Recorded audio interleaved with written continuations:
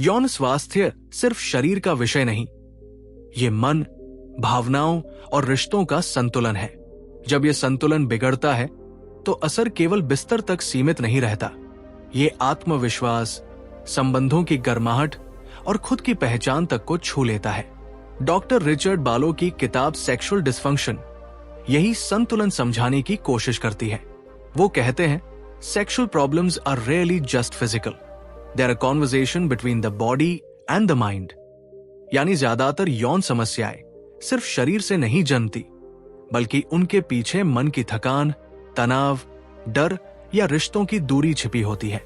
ये किताब हमें सिखाती है कि इलाज का मतलब सिर्फ दवा नहीं, बल्कि समझ भी है। ये कॉम्बिनेशन थेरेपी के जरिए बताती है कि सेक्स थेरेपी और फार्माकोथेरेपी, दवाइयां प्लस मनोवैज्ञानिक उपचार मिलकर कैसे सच्चा संतुलन बनाते हैं।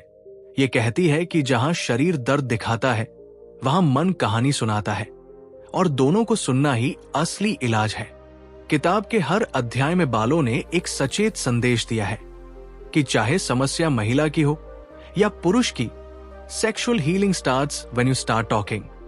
जब हम शर्म की दीवार तोड़ते हैं, खुलकर बात करते हैं और अपने साथी को महसूस करने की जगह देते हैं, तो सिर्फ समस्या नहीं सुधरती, रिश्ता भी गहरा हो जाता है। ये किताब किसी टबू पर नहीं, बल्कि सच्चे संतुलन पर आधारित है। जहां दवा मन का सहारा बनती है, थेरेपी शरीर की भाषा को समझती है, और दोनों मिलकर आत्मा को आराम देते हैं। सेक्सुअल डिसफंक्शन एक चिकित्सीय पुस्तक से अधिक एक संवेदनशील संवाद है। ये याद दिलाती है कि यौन स्वास्थ्य को लेकर शर्माना नहीं, बल्कि समझना जरूरी है। क्योंकि जब हम अपने शरीर और मन को एक साथ सुनना सीख जाते हैं, तभी वो संतुलन वापस आता है जो सुख, निकटता और आत्मसम्मान की जड़ है। अध्याय 1, कॉम्बिनेशन थेरेपी, जब मन और दवा साथ चले। हर समस्या का हल सिर्फ गोली नहीं होती, और हर दर्द का इलाज सिर्फ बातों से नहीं निकलता। यौन विकार, सेक्सुअल डिसफंक्शन भी ऐसी ही स्थिति है, जहां शरीर और मन दोनों अपने अपने ढंग से संघर्ष करते हैं। कभी शरीर साथ नहीं देता, कभी मन, और सच्चा इलाज तभी होता है जब दोनों को एक साथ समझा जाए। डॉक्टर रिचर्ड बालो इसी को कहते हैं कॉम्बिनेशन थेरेपी, यानी सेक्स थेरेपी प्लस फार्माकोथेरेपी का संतुलन। वो बताते हैं कि बहुत से लोग या तो सिर्फ दवा पर भरोसा करते हैं या सिर्फ बातों पर असली सुधार तब आता है जब दवा शरीर को सहारा देती है और थेरेपी मन को। जैसे दो पहिए, अगर एक कमजोर हो तो सफर अधूरा रह जाता है। कई बार समस्या सिर्फ हार्मोन या ब्लड फ्लो की नहीं होती, बल्कि आत्मसंदेह, असफलता का डर या साथी के साथ भावनात्मक दूरी भी इसमें बड़ी भूमिका निभाती है।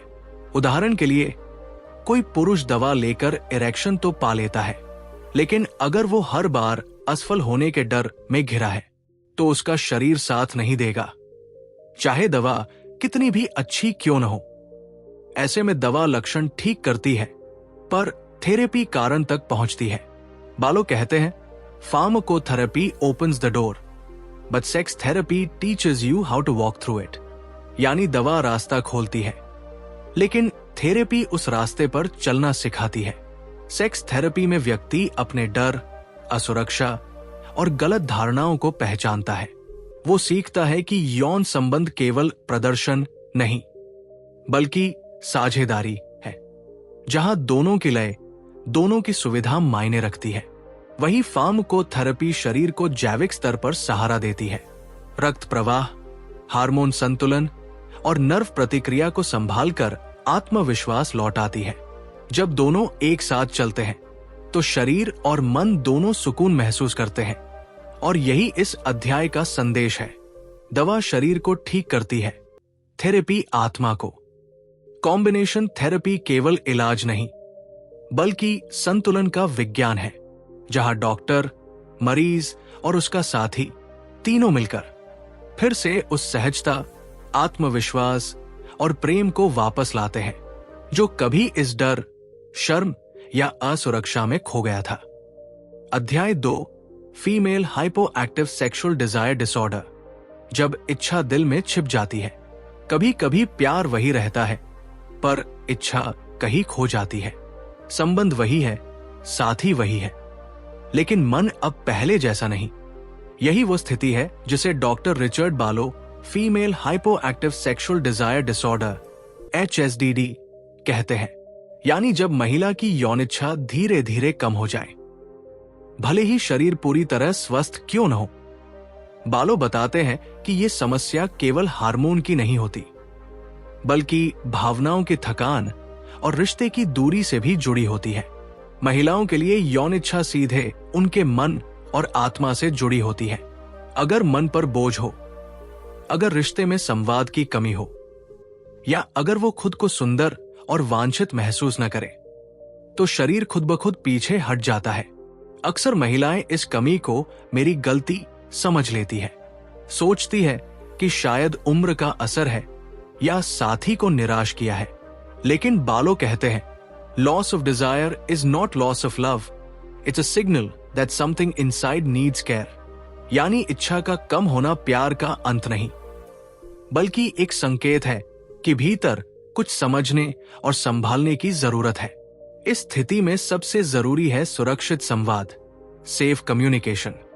जब महिला अपने साथी से बिना जजमेंट या शर्म के बात कर पाती है, जब उसे महसूस होता है कि उसका अनुभव महत्व रखता है, तो उसकी इच्छा फिर से जागने लगती है। ये किताब बताती है कि पुरुषों को भी यहां संवेदनशील होना चाहिए, क्योंकि महिला की उत्तेजना सिर्फ शारीरिक नहीं होती, वो विश्वास, ध्यान और अपनापन मांगती है। बालो ये भी समझाते हैं कि HSDD का इलाज केवल हार्मोन या दवाओं से नहीं, बल्कि बायोसाइकोसोशल मॉडल से होता है। यानी शरीर, मन और रिश्ते तीनों का एक साथ उपचार। थेरेपी, माइंडफुलनेस और धीरे धीरे रोमांस को दोबारा जगाने वाले छोटे प्रयास, जैसे स्पर्श, तारीफ और समय, महिला की इच्छा को फिर से उसकी आत्मा से जोड़ देते हैं। ये अध्याय एक सुंदर याद दिलाता है कि महिला की इच्छा कोई स्विच नहीं जिसे चालू या बंद किया जाए। वो एक भावना है जो तब खिलती है जब उसे सुना, समझा और सम्मान दिया जाए। बालो कहते हैं, if you want her body to open, open her heart first. और यही इस अध्याय की आत्मा है कि जब दिल में अपनापन लौट आता है, तो शरीर खुद उस लय में चल पड़ता है जहां प्रेम और इच्छा एक दूसरे में घुल जाते हैं। अध्याय 3, male hypoactive sexual desire disorder. जब पुरुष की इच्छा थकान में दब जाती है। एक समय था जब सब सहज था, न कोई डर, न कोई सोच, बस अपनापन और उत्साह। लेकिन धीरे धीरे जिम्मेदारियां बढ़ी, तनाव बढ़ा और जीवन की गति इतनी तेज हो गई कि मन कहीं पीछे छूट गया। अब शरीर वही है, पर मन उतना उत्साहित नहीं। प्यार है, पर इच्छा नहीं। यही स्थिति doctor Richard Barlow male hypoactive sexual desire disorder के रूप में समझाते हैं। वो कहते हैं, पुरुषों की सबसे आम यौन समस्या है थकान को न पहचानना। जब काम, तनाव, चिंता, रिश्तों की दूरी और आत्मसंदेह मिलकर दिमाग पर बोझ डालते हैं, तो शरीर का संतुलन बिगड़ जाता है। टेस्टोस्टेरोन कम होने लगता है, कोर्टिसोल बढ़ जाता है और नतीजा ये कि पुरुष की यौन इच्छा धीरे धीरे मंद पड़ जाती है। कई पुरुष इसे कमजोरी समझकर चुप रह जाते हैं, कुछ इसे मर्दांगी का सवाल मानकर भीतर दबा लेते हैं। लेकिन बालो साफ कहते हैं, ये हार नहीं, ये संकेत है। शरीर तब चुप होता है जब मन को सुनने का समय नहीं मिलता। ये कोई असफलता नहीं, बल्कि मदद की पुकार है। मेल HSDD सिर्फ शरीर की नहीं, आत्मा की थकान भी है। जब आप हर दिन अपने काम, परिवार और जिम्मेदारियों में इतने डूब जाते हैं कि खुद से जुड़ने का वक्त ही नहीं मिलता, तो इच्छा भी धीरे धीरे बुझने लगती है। वो दब जाती है उन अनकही बातों, अधूरी नींदों और अंदर के बोझ में। बालो बताते हैं कि इस स्थिति में सबसे पहले जरूरत है रिकनेक्शन की, अपने शरीर से, अपने साथी से और सबसे बढ़कर खुद से। वो कहते हैं, desire doesn't vanish, it only hides under stress. यानी इच्छा कही जाती नहीं, बस तनाव के नीचे छिप जाती है। और जब आप अपने मन को आराम, आत्मा को सुकून और रिश्ते को संवाद देते हैं, तो वो इच्छा फिर से जगने लगती है। इलाज में दो पहलू होते हैं, एक शारीरिक हार्मोनल मेडिकल, जहां डॉक्टर टेस्टोस्टेरोन लेवल और दवाओं का संतुलन बनाते हैं। दूसरा मनोवैज्ञानिक साइकोलॉजिकल इमोशनल, जहां थेरेपी पुरुष को सिखाती है कि अपनी संवेदनाओं को दबाना नहीं, स्वीकार करना ही असली मर्दानगी है। बालों का संदेश साफ है, performance is temporary, connection is lasting. यानी प्रदर्शन क्षणिक है पर जुड़ाव स्थायी। इस अध्याय का सार यही है कि पुरुष की ताकत उसके नियंत्रण में नहीं, उसके संवेदनशीलपन में है। जब वो अपने मन की बात कहने से नहीं डरता, जब वो अपने डर को पहचानने से नहीं शर्माता, तब वो न सिर्फ एक अच्छा प्रेमी बनता है, बल्कि एक गहरा, संतुलित और सच्चा इंसान भी। अध्याय 4, सेक्सुअल अवर्जन डिसऑर्डर, जब प्यार की जगह डर घर कर लेता है। प्यार का मतलब है अपनापन, स्पर्श और विश्वास, लेकिन कभी कभी यही स्पर्श डर में बदल जाता है। यही निकटता असहज कर देती है।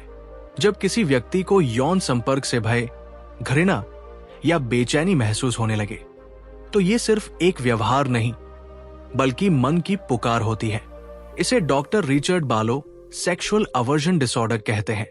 ये स्थिति अक्सर किसी पुराने अनुभव, दर्द या ट्रॉमा से जुड़ी होती है। कभी किसी ने धोखा दिया होता है, कभी किसी ने सीमाएं तोड़ी होती है, और कभी खुद की पहचान को लेकर अपराध बोध मन में बैठ जाता है। नतीजा ये कि यौन संपर्क अब सुख नहीं, बल्कि डर का प्रतीक बन जाता है। बालो कहते हैं, fear and intimacy can't live in the same room. यानी जहां डर है, वहां सच्ची निकटता नहीं रह सकती। इसलिए सबसे पहला कदम है डर को पहचानना, न कि उसे छिपाना। ऐसे में व्यक्ति अक्सर दो तरह के व्यवहार दिखाता है, या तो पूरी तरह यौन संपर्क से बचता है, या कोशिश करता है पर अंदर से बेचैनी और अपराध बोध महसूस करता है।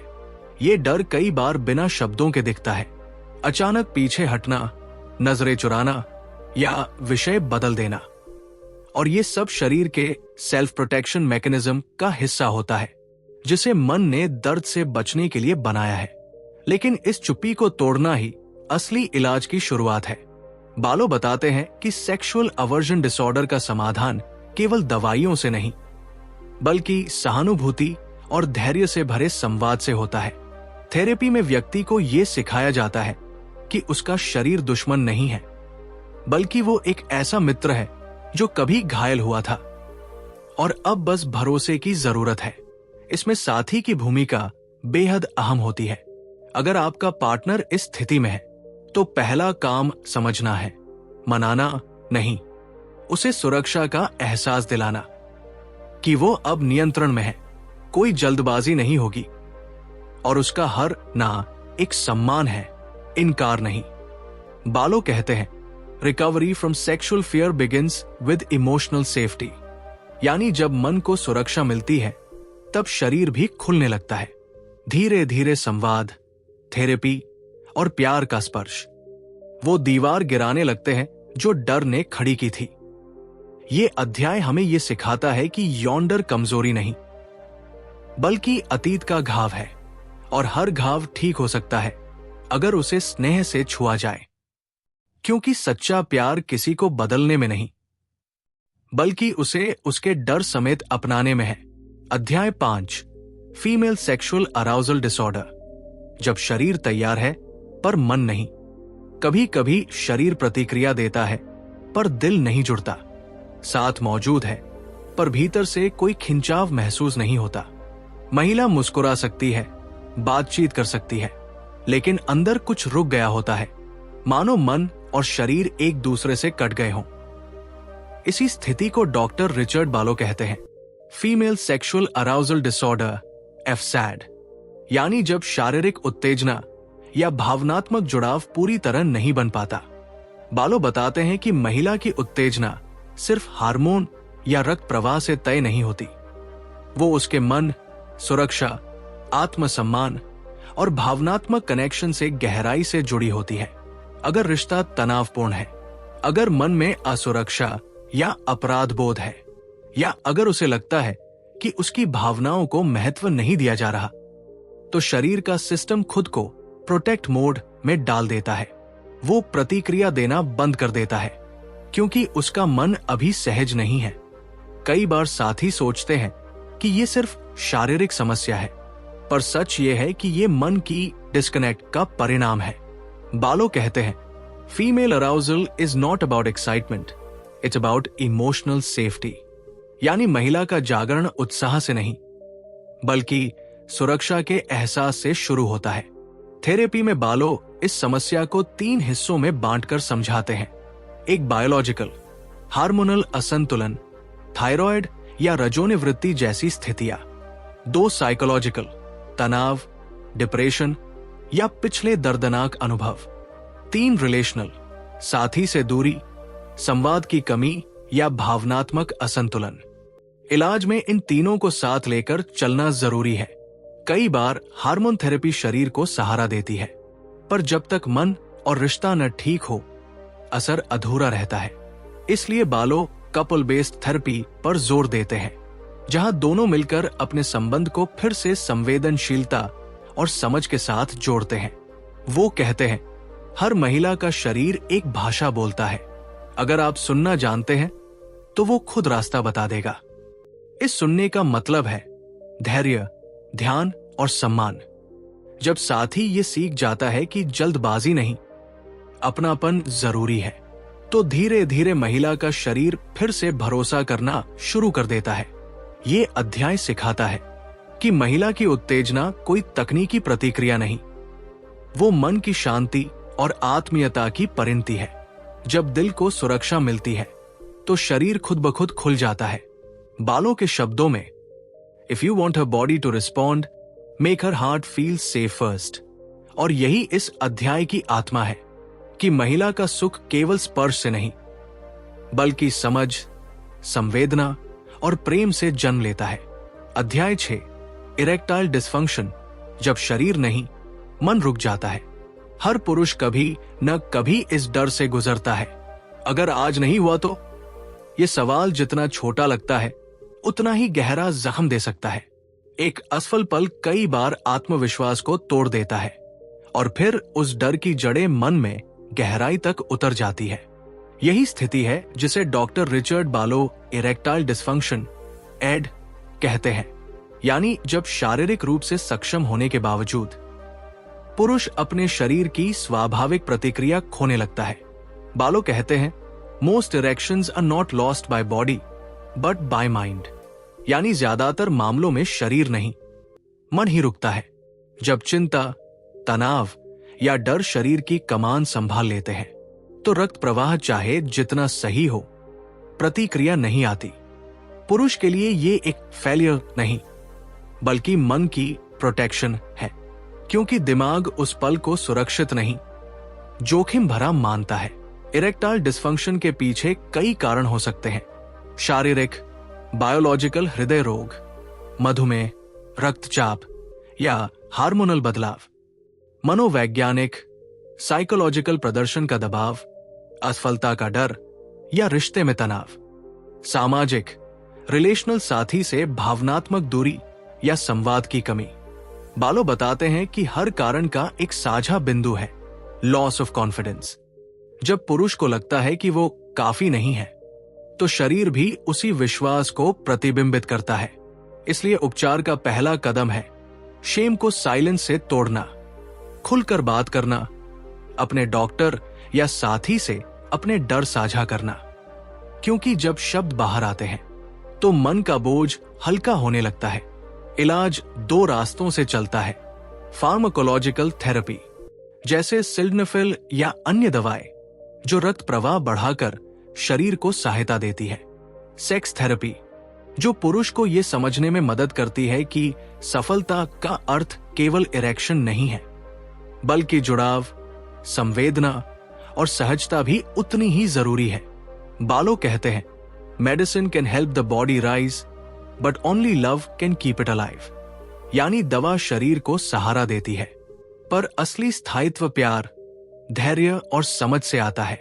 इरेक्टाइल डिस्फंक्शन का असली समाधान तब शुरू होता है जब पुरुष अपने आप से यह स्वीकार करता है कि वो टूटा नहीं है, बस थका हुआ है, और जब वो खुद से ये कहने की हिम्मत जुटाता है कि मुझे मदद चाहिए, तो वही पल उसकी रिकवरी की शुरुआत बन जाता है।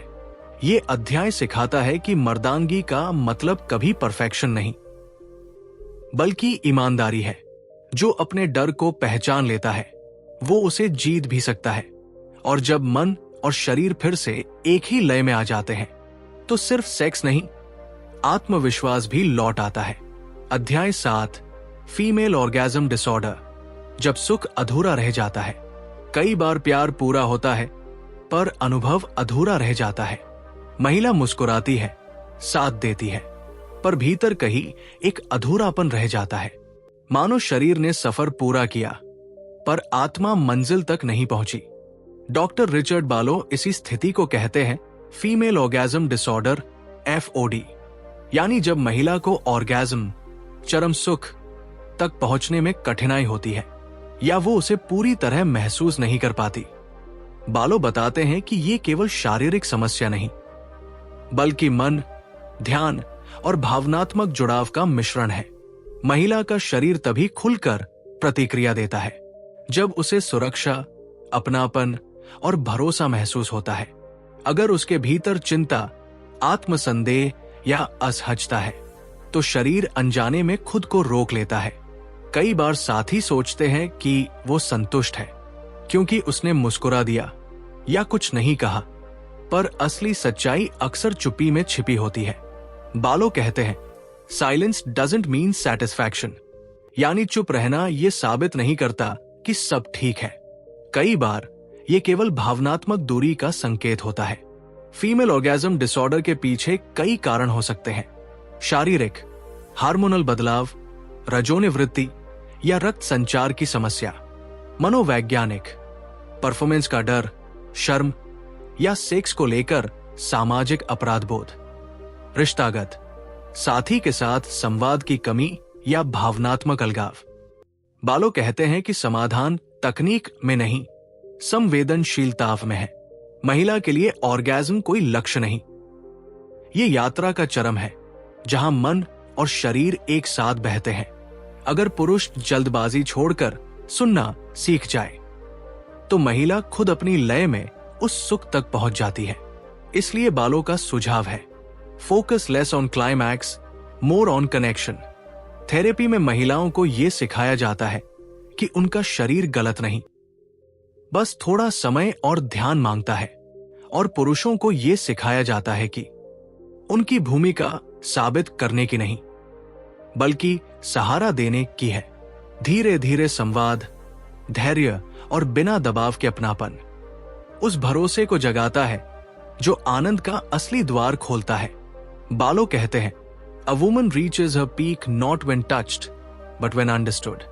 यानी महिला तब चरम तक पहुंचती है जब उसे महसूस होता है कि वो सुनी जा रही है, न कि जज की जा रही है।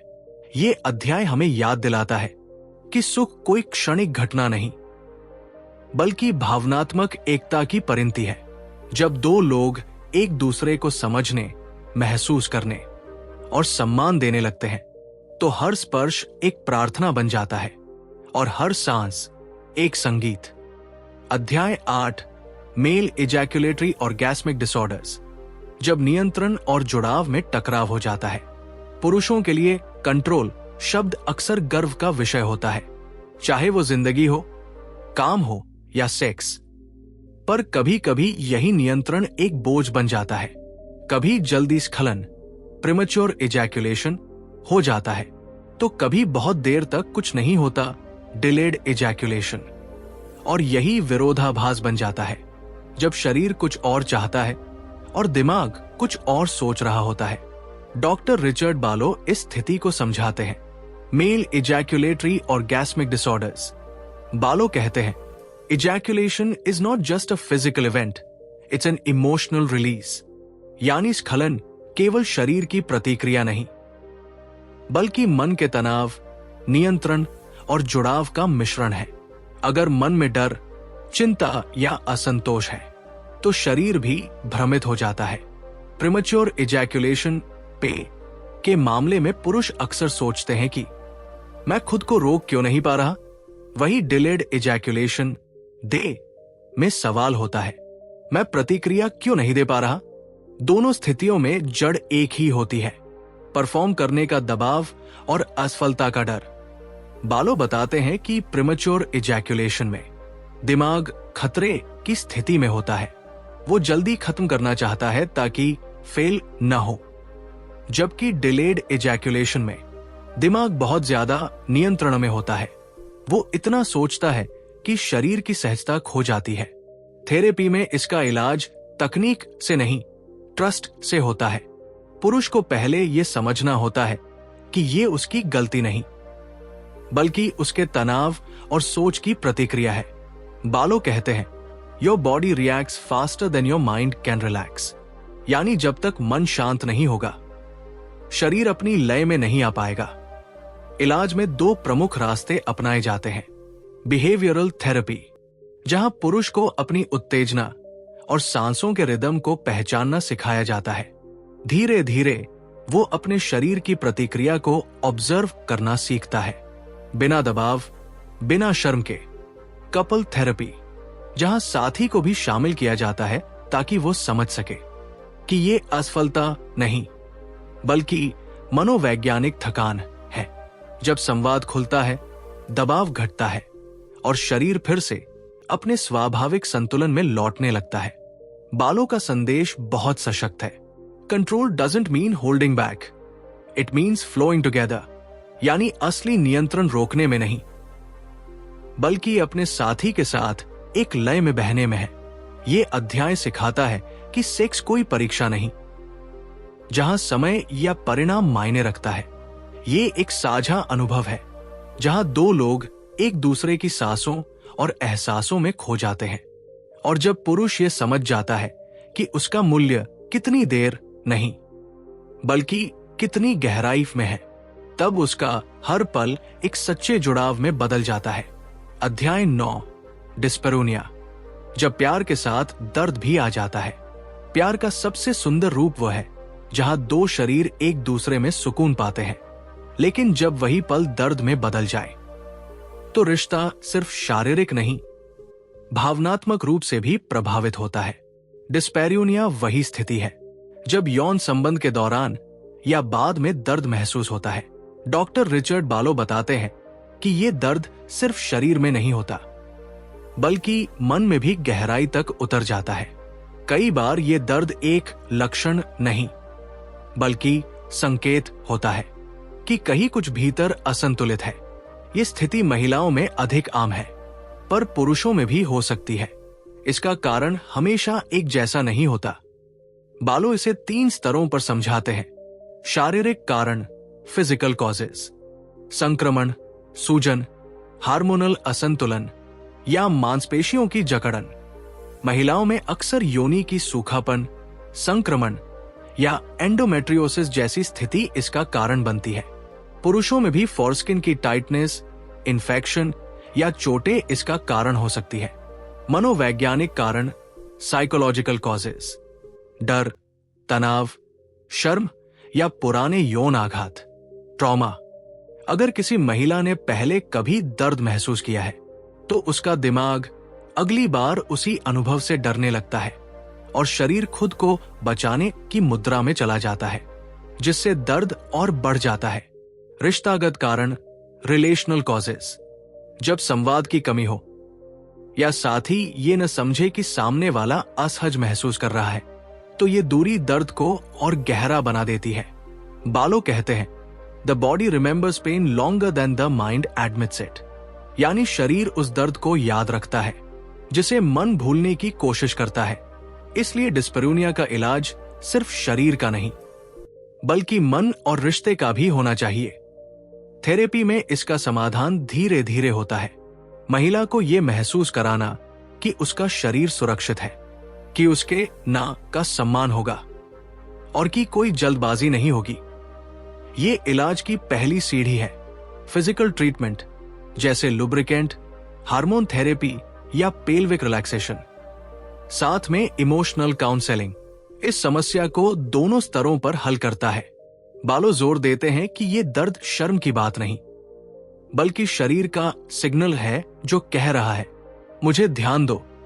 और जब साथी उस संकेत को समझकर संवेदना से पेश आता है तो धीरे धीरे डर की जगह भरोसा लेने लगता है और दर्द की जगह आनंद लौट आता है। इस अध्याय का संदेश बहुत कोमल लेकिन गहरा है। Intimacy is not about entering, it's about connecting. यानी प्रेम की सच्चाई प्रवेश में नहीं, बल्कि उस जुड़ाव में है जहां दोनों आत्माएं एक दूसरे के दर्द को भी महसूस कर सके। डिस्पेरियोनिया हमें यह सिखाता है कि कभी कभी इलाज सिर्फ चिकित्सा नहीं, बल्कि धैर्य, संवाद और दया भी होता है। क्योंकि जब साथी समझने लगता है तो दर्द भी धीरे धीरे मिटने लगता है और प्यार फिर से अपनी सहज पवित्र लय में लौट आता है। अध्याय 10, वैजिनिस्मस। जब शरीर ना कहता है लेकिन दिल हां चाहता है। कई बार मन पूरी तरह तैयार होता है, प्यार मौजूद होता है, विश्वास भी, लेकिन जब निकटता का पल आता है तो शरीर अचानक सख्त हो जाता है। योनि मांसपेशियां अनजाने में सिकुड़ जाती है और प्रवेश, पेनिट्रेशन असंभव या अत्यंत दर्दनाक हो जाता है। डॉक्टर रिचर्ड बालो इस स्थिति को कहते हैं वैजिनिस्मस। ये कोई बीमारी नहीं, बल्कि शरीर की स्वाभाविक सुरक्षा प्रतिक्रिया है। शरीर उस पल को खतरे की तरह महसूस करता है, भले ही मन उसे प्रेम का पल मान रहा हो। ये डर किसी पुराने अनुभव, दर्द, ट्रॉमा या यौन शिक्षा की कमी से भी उपज सकता है। कभी कभी ये तब भी होता है जब महिला को सेक्स से जुड़े अपराध बोध या सामाजिक दबाव ने भीतर से डरा दिया हो। बालो कहते हैं the mind wants closeness but the body remembers fear. यानी मन को जुड़ाव चाहिए पर शरीर को अभी भी उस पुराने डर की याद है, और जब तक वो डर शांत नहीं होता शरीर ना कहता रहता है। वैजिनिस्मस को समझने का पहला कदम है इसे शर्म या गलती न मानना। ये किसी महिला की कमजोरी नहीं, बल्कि उसके शरीर का संकेत है कि वो अभी पूरी तरह सुरक्षित महसूस नहीं कर रही। इसका उपचार अत्यंत कोमल और क्रमिक होता है। बालो इसे behavioural therapy plus emotional reassurance का संयोजन कहते हैं। थेरेपी में महिला को धीरे धीरे अपने शरीर के साथ फिर से जुड़ने की प्रक्रिया सिखाई जाती है। पहले सांसों से, फिर हल्के स्पर्श से और फिर छोटे छोटे डायलेटर एक्सरसाइजेस से। इस दौरान साथी की भूमिका सबसे महत्वपूर्ण होती है, धैर्य, प्यार और सम्मान। साथी को यह समझना होता है कि ये ना अस्वीकृति नहीं, बल्कि डर की भाषा है। जब वो बिना दबाव के साथ रहता है, महिला को हर छोटे कदम पर भरोसा दिलाता है कि वो नियंत्रण में है, तो शरीर धीरे धीरे सीखता है कि अब डरने की जरूरत नहीं। बालो कहते हैं healing begins when she stops fighting her body and starts listening to it. यानी उपचार तब शुरू होता है जब महिला अपने शरीर को दुश्मन नहीं, मित्र समझने लगती है। ये अध्याय एक कोमल संदेश देता है कि वैजिनिस्मस किसी रिश्ते की रुकावट नहीं, बल्कि एक अवसर है जहां दोनों साथी मिलकर धैर्य, स्नेह और समझ के नए स्तर तक पहुंचते हैं। धीरे धीरे जब शरीर फिर से भरोसा करना सीख जाता है तो वो डर जो कभी बीच में दीवार बन गया था, अब उसी दीवार में एक दरवाजा बन जाता है जहां प्रेम, सुकून और अपनापन दोनों तरफ से बहने लगते हैं। बालो के शब्दों में it's not about forcing entry, it's about inviting trust. और यही इस अध्याय की आत्मा है कि प्यार की सबसे सुंदर शुरुआत होती है जब हम अपने साथी के ना में छिपे डर को भी प्यार से सुनना सीख जाए। अध्याय 11, पैराफिलियास। जब इच्छाएं सीमाओं से बाहर चली जाती है। प्यार और इच्छा इंसान के भीतर की सबसे गहरी भावनाएं हैं, लेकिन कभी कभी ये भावनाएं अपनी सीमाओं को पार कर जाती है। ऐसे रूप ले लेती है जो समाज, नैतिकता या सहमति की रेखा से टकराते हैं। डॉक्टर रिचर्ड बालो इस जटिल विषय को कहते हैं पैराफिलियास। पैराफिलियास का मतलब है ऐसी यौन इच्छाएं या कल्पनाएं जो सामान्य अनुभव से अलग हों, जिनमें दूसरे की सहमति न हो या जो हानिकारक हो सकती है। बालो इन इच्छाओं को बीमारी नहीं बल्कि मानसिक विकृति का संकेत मानते हैं, जहां इच्छा नियंत्रण से आगे निकल जाती है और व्यक्ति अपने सुख के लिए दूसरे की सुरक्षा या सम्मान को अनदेखा कर देता है। क्लिनिकल रूप से पैराफिलियास के कई प्रकार हैं, जैसे एक्सिबिशनिज्म, अपना शरीर सार्वजनिक रूप से दिखाने की प्रवृत्ति, वॉयरिज्म, दूसरों को चोरी छिपे देखने की इच्छा, फेटिशिज्म, किसी वस्तु या अंग से अत्यधिक आकर्षण, पेडोफिलिया, बच्चों की ओर यौन आकर्षण, सैडिज्म या मासोकिज्म, दर्द देने या पाने से सुख महसूस करना। बालो कहते हैं desire becomes dangerous when empathy disappears, यानी जब इच्छा से करुणा गायब हो जाती है तो वो शक्ति नहीं विकृति बन जाती है। इन विकारों की जड़ें गहरी होती है, कभी बचपन के आघात, कभी भावनात्मक उपेक्षा या कभी अपराधबोध और शर्म की लंबी परतों में छिपी हुई। कई बार व्यक्ति खुद नहीं समझ पाता कि उसकी सोच सामान्य नहीं है, क्योंकि उसे अपने अनुभवों का कोई स्वस्थ संदर्भ नहीं मिला होता। बालो इस अध्याय में ये स्पष्ट करते हैं कि पैराफिलियास का इलाज सजा से नहीं बल्कि थेरेपी और आत्म जागरूकता से संभव है। उनके अनुसार उपचार 3 स्तरों पर चलता है। एक कॉग्निटिव बिहेवियरल थेरेपी CBT, जहां व्यक्ति अपनी सोच और व्यवहार के पैटर्न को पहचानता और बदलना सीखता है। 2 फार्माकोथेरेपी, कुछ मामलों में दवाएं यौन उत्तेजना के स्तर को नियंत्रित करने में मदद करती है ताकि व्यक्ति खुद पर नियंत्रण सीख सके। 3 एम्पैथी ट्रेनिंग, जहां मरीज को यह सिखाया जाता है कि उसका व्यवहार दूसरों को कैसे प्रभावित करता है और सहानुभूति कैसे पुनर्जीवित की जा सकती है।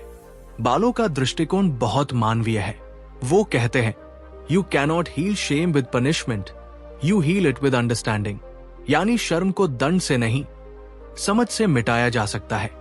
ये अध्याय हमें यह भी याद दिलाता है कि समाज को भी इस विषय पर संतुलित दृष्टिकोण रखना होगा। हर व्यक्ति जिसे ये विकार है अपराधी नहीं। कई लोग मदद चाहते हैं पर शर्म और डर उन्हें चुप रखता है। उन्हें दंड नहीं, दिशा चाहिए।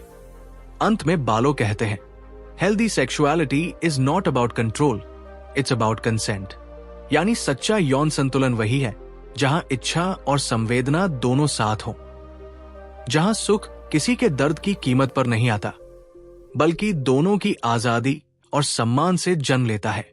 ये अध्याय किताब को एक गंभीर लेकिन जरूरी निष्कर्ष तक लाता है कि सेक्सुअल हेल्थ सिर्फ शरीर का नहीं बल्कि नैतिकता, सहानुभूति और जिम्मेदारी का भी विषय है। क्योंकि जब इंसान अपनी इच्छा को समझना सीख लेता है तो वो उसे स्वस्थता, सम्मान और प्रेम में बदल सकता है। किताब के सभी अध्याय पढ़ने के बाद एक बात स्पष्ट हो जाती है, यौन स्वास्थ्य केवल एक शारीरिक क्रिया नहीं है, ये इंसान की पूरी जीवन ऊर्जा, भावनाओं और आत्मसम्मान का प्रतिबिंब है। डॉक्टर रिचर्ड बालो हमें ये सिखाते हैं कि सेक्सुअल डिसफंक्शन का मतलब सिर्फ किसी एक हिस्से का काम न करना नहीं, बल्कि मन, शरीर और रिश्ते तीनों के बीच संतुलन का टूट जाना है। हर अध्याय में बालो ने यह दिखाया कि चाहे पुरुष हो या महिला, समस्या का असली स्रोत हमेशा भीतर होता है। कभी मन में जमा तनाव, कभी शर्म या अपराधबोध, कभी संवाद की कमी या कभी वो पुराना डर जो शरीर में जकड़ बनकर बैठ जाता है। उनका दृष्टिकोण अद्भुत रूप से मानवीय है। वो कहते हैं कि इलाज केवल दवा से नहीं बल्कि समझ, संवाद और करुणा से शुरू होता है। दवा शरीर को संतुलित करती है, थेरेपी मन को शांत करती है और रिश्ता आत्मा को जोड़ता है। जब ये तीनों एक साथ चलें, तभी यौन जीवन फिर से स्वस्थ, सहज और आनंदपूर्ण बनता है। बालो बार बार ये याद दिलाते हैं कि शर्म और चुप्पी सबसे बड़ा अवरोध है। जितनी देर हम इस विषय को छिपाकर रखते हैं, उतनी देर ये हमें भीतर से खाता रहता है। पर जब हम बात करना शुरू करते हैं, अपनी असुरक्षाओं को स्वीकार करते हैं, तो वही पल हमारे हीलिंग की शुरुआत बन जाता है।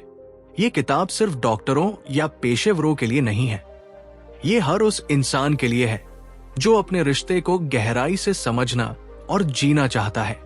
बालो हमें ये सिखाते हैं कि सच्चा सुख तब आता है जब हम अपने साथी को ऑब्जेक्ट नहीं बल्कि सोल की तरह देखना सीखते हैं, जहां सेक्स कोई लक्ष्य नहीं बल्कि संवाद है, जहां स्पर्श केवल शरीर का नहीं बल्कि आत्मा का होता है। उनका अंतिम संदेश बहुत सरल पर गहरा है। A healthy sexual life is not about performance, it's about presence. एक स्वस्थ यौन जीवन प्रदर्शन से नहीं, उपस्थिति से बनता है। यानी जब आप अपने साथी के साथ वर्तमान में रहते हैं, बिना डर, बिना दबाव, बिना तुलना, तभी असली जुड़ाव जन्म लेता है। ये किताब हमें ये एहसास कराती है कि यौन विकार कोई कमजोरी नहीं बल्कि एक संदेश है कि आपका शरीर आपसे बात करना चाहता है। वो कह रहा है, थोड़ा रुकिए, मुझे सुनिए और मुझे समझिए। और जब आप ऐसा करते हैं तो सिर्फ सेक्स नहीं सुधरता बल्कि आत्मविश्वास, आत्मीयता और प्यार की पूरी दुनिया फिर से जग उठती है। बालो की ये किताब दरअसल एक संदेश है कि शरीर को ठीक करना आसान है, पर मन को समझना और आत्मा को जोड़ना ही असली चिकित्सा है। और जब ये तीनों मिल जाते हैं तो इंसान सिर्फ ठीक नहीं होता, पूर्ण हो जाता है। अगर ये बातें आपके दिल को छू गई हों, अगर आपको लगा हो कि ये सिर्फ एक किताब नहीं बल्कि जिंदगी का आईना है, तो ऐसे ही और गहरे विचारों के लिए चैनल को सब्सक्राइब जरूर करें। यहां हर कहानी, हर किताब और हर अनुभव आपको अपने आप से जोड़ने के लिए है, क्योंकि असली ज्ञान वही है जो भीतर शांति लाए। सब्सक्राइब कीजिए sex books education in Hindi को और जुड़िए उस सफर से जहां किताबें बोलती हैं और हम सुनना सीखते हैं। लाइक, शेयर, कमेंट, क्योंकि हो सकता है आपकी एक शेयर किसी और की जिंदगी में उम्मीद लौटा दे।